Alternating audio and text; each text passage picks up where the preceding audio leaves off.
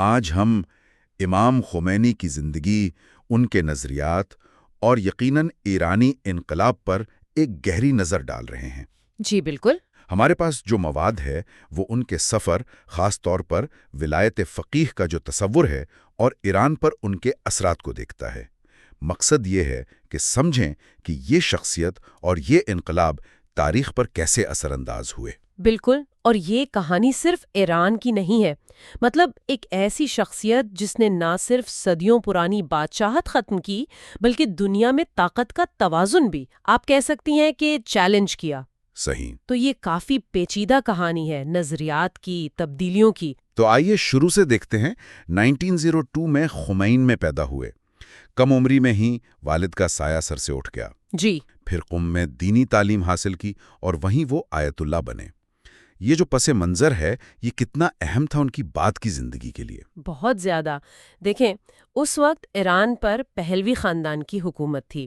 پہلے رضا شاہ، پھر ان کے بیٹے محمد رضا شاہ۔ ہاں۔ ان کی پالیسیاں تھیں ایران کو مغربی طرز پر جدید بنانے کی۔ شاہ کا وہ انقلاب سفید، وائٹ ریولوشن جسے کہتے ہیں۔ جی سنا ہے، زمینی اصلاحات، خواتین کو ووٹ کا حق وغیرہ۔ ہاں، لیکن ان پالیسیوں کا ایک نتیجہ یہ بھی تھا کہ علماء کا اثر و رسوخ کم ہو رہا تھا، حجاب جیسی چیزوں پر پابندیاں تھیں۔ اچھا۔ اور ساتھ ہی تیل کی وجہ سے باہر کی طاقتوں کا اثر بڑھ رہا تھا۔ برطانیہ، امریکہ۔ 1953 میں مصدق کی حکومت کا تختہ الٹایا گیا، وہ بھی اسی سلسلے کی کڑی تھی۔ اور یہیں سے خمینی کی مخالفت شروع ہوتی ہے، ٹھیک؟ شاہ کی پالیسیاں اور خاص طور پر وہ خفیہ پولیس ساواک۔ ساواک، جی ہاں، وہ تو بہت بدنام تھی جبر اور سختی کے لیے۔ تو اس ماحول میں خمینی ایک نمایاں مخالف آواز بن کر ابھرے۔ بالکل۔ 1963 میں جب انہیں گرفتار کیا گیا تو پورے ملک میں احتجاج ہوئے، اور پھر 1964 میں انہیں ملک بدر کر دیا گیا۔ جلا وطنی یہ کہاں گزاری انہوں نے؟ پہلے ترکی، پھر عراق میں نجف، اور نجف کا دور ان کے نظریاتی کام کے لیے بہت اہم ہے۔ اچھا۔ جی، وہیں انہوں نے اپنا سب سے اہم اور شاید متنازع نظریہ ولایت فقیہ یعنی فقیہ کی حکومت تفصیل سے پیش کیا۔ ولایت فقیہ، یہ اتنا انقلابی کیوں تھا؟ اس میں کیا خاص بات تھی؟ دیکھیں، روایتی شیعہ سوچ یہ تھی کہ اصل حکومت تو امام مہدی کی ہے اور ان کی غیر موجودگی میں براہ راست مذہبی حکومت نہیں ہو سکتی۔ ٹھیک۔ خمینی نے یہ دلیل دی کہ نہیں، امام کی غیر موجودگی میں ایک جامع شرائط مجتہد یعنی ایک اعلیٰ پائے کا عالم وہ حکومت کا حق رکھتا ہے، بلکہ اس پر یہ ذمہ داری ہے۔ اچھا، تو یہ ایک بہت بڑا شفٹ تھا سوچ میں۔ جی ہاں، اور یہی نظریہ پھر ایران میں ان کی اسلامی حکومت کی بنیاد بنا۔ اور جو چیز حیران کرتی ہے وہ یہ کہ اس زمانے میں انٹرنیٹ نہیں تھا، سوشل میڈیا نہیں تھا۔ یہ پیغام ایران تک کیسے پہنچا؟ آڈیو کیسٹس کے ذریعے۔ یہ کیسٹ انقلاب کہلاتا ہے۔ کیسٹ انقلاب؟ جی، ان کے خطبے کیسٹس پر ریکارڈ ہوتے تھے، خفیہ طور پر ایران سمگل ہوتے تھے اور پھر گھروں میں، مسجدوں میں سنے جاتے تھے۔ کمال ہے۔ خاص طور پر نوجوانوں میں یہ بہت مقبول ہوئے۔ ان پیغامات میں وہ شاہ کی پالیسیوں، امریکہ، اسرائیل سب پر تنقید کرتے تھے۔ پھر حالات مزید خراب ہوئے۔ 1977 میں ان کے بیٹے مصطفیٰ کی موت ہوئی۔ جی، نجف میں، پراسرار حالات میں، اور خمینی کے حامیوں نے اس کا الزام شاہ کی حکومت اور ساواک پر لگایا۔ اور پھر 1978 میں وہ اخبار والا واقعہ، ایک توہین آمیز مضمون چھپا ان کے خلاف۔ ہاں، اس نے تو جیسے چنگاری کا کام کیا۔ قم میں احتجاج شروع ہوئے، پھر وہ ملک بھر میں پھیل گئے۔ فوج کے ساتھ تصادم ہوئے، بہت لوگ مارے گئے، جسے بلیک فرائیڈے بھی کہا جاتا ہے۔ تو دباؤ بڑھتا گیا۔ اتنا بڑھا کہ آخرکار شاہ کو جنوری 1979 میں ملک چھوڑنا پڑا۔ وہ عارضی طور پر گئے تھے لیکن واپس نہیں آ سکے۔ اور پھر وہ تاریخی دن 1 فروری 1979، امام خمینی 16 سال بعد ایران واپس آئے۔ جی، تہران ایئرپورٹ پر لاکھوں کا ہجوم تھا، ایک ناقابل یقین منظر تھا۔ اور وہ ان کا مشہور جواب جب پوچھا گیا کہ کیسا محسوس کر رہے ہیں، ہیچ یعنی کچھ نہیں۔ اس کا کیا مطلب لیا جائے؟ اس کی بہت سی تشریحات ہیں۔ کچھ کہتے ہیں کہ یہ ان کی روحانی کیفیت تھی، دنیاوی چیزوں سے لا تعلقی۔ کچھ کہتے ہیں کہ ذاتی احساسات اس بڑے مقصد کے سامنے کچھ نہیں تھے۔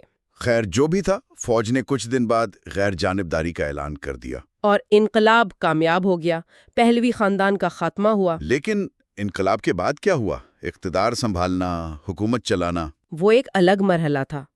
فوراً ہی سزاؤں کا سلسلہ شروع ہوا۔ شاہ کے دور کے اہلکاروں کو سزائیں دی گئیں، نئی پالیسیاں آئیں۔ جیسے مرگ بر امریکہ، مرگ بر اسرائیل کے نعرے عام ہوئے۔ خواتین کے لیے حجاب لازمی قرار دیا گیا۔ آبادی بڑھانے کی پالیسی آئی۔ اور کچھ حلقوں میں مایوسی بھی تھی۔ ذرائع میں ایسے حوالے ہیں کہ ہم نے تو آزادی کے لیے انقلاب کیا تھا۔ کچھ لوگ جو شاید زیادہ لبرل یا سیکولر سوچ رکھتے تھے وہ مایوس ہوئے۔ انہیں لگا کہ ایک طرح کی آمریت کی جگہ دوسری آ گئی ہے۔ یہ تبصرے ملتے ہیں۔ اور پھر ایک اور بڑا چیلنج 1980 میں عراق نے حملہ کر دیا۔ ہاں، صدام حسین نے۔ ایران عراق جنگ 8 سال چلی، لاکھوں لوگ مارے گئے، معیشت کو شدید نقصان پہنچا۔ لیکن اس جنگ میں شاید نئی حکومت کو مستحکم بھی کیا، ایک بیرونی دشمن کے خلاف متحد ہونے کا موقع ملا۔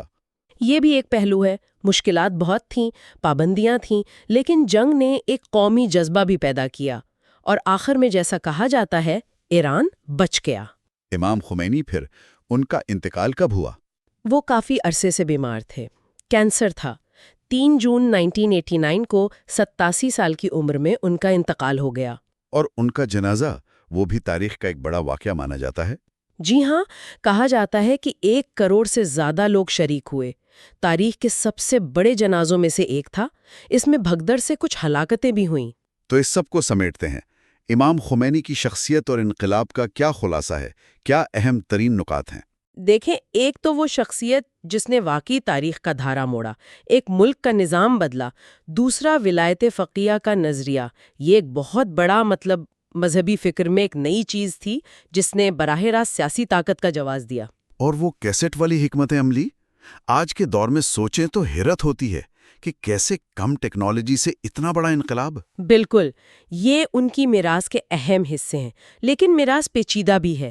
ایک طرف ان کا پیغام تھا مسلم اتحاد کا، ایک ملت اسلامیہ کا، ان کا وہ قول کہ یہ صدی مظلوم کی ظالم پہ فتح کی صدی ہے۔ اور دوسری طرف انقلاب کے جو عملی نتائج نکلے، جو پالیسیاں بنی، ان پر سوالات اٹھائے جاتے ہیں۔ وہ تضادات کہ انقلاب کے نظریات کیا تھے اور حقیقت کیا بنی، ان پر غور کرنا ضروری ہے۔ تو غور طلب بات یہی ہے کہ وہ نظریات اور ان کے عملی نتائج کے درمیان جو فرق رہا، وہ آج بھی ایران اور اس خطے کو کیسے متاثر کر رہا ہے؟ جی بالکل، یہ ایک ایسا سوال ہے جس پر سوچ بچار جاری رہنا چاہیے۔